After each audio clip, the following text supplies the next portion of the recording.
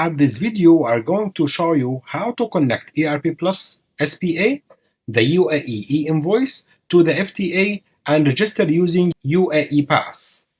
All you need is to ready with the UAE Pass and just select the mobile number or the UAE Pass selection, then authorize the connection with the owner of the company or the authorized person, and then you will get the interface with the all companies for that registered UAE Pass. Then select the company you want.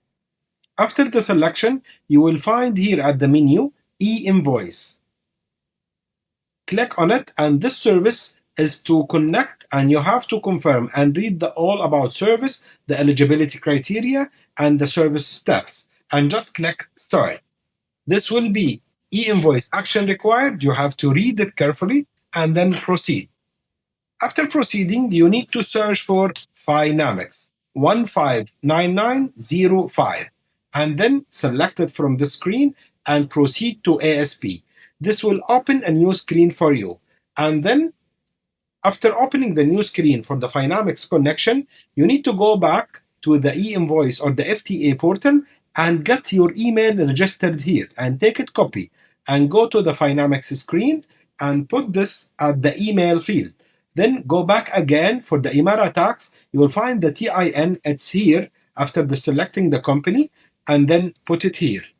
After that, verify the applicant.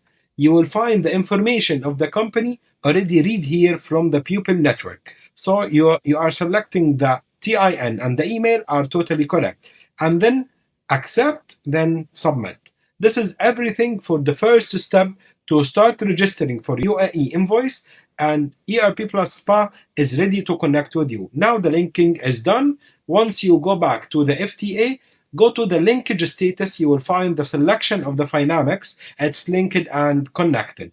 This is everything related to the first easy step to start connecting and registering your ASP, and then the SPA for ERP Plus is going to be ready to work from day zero.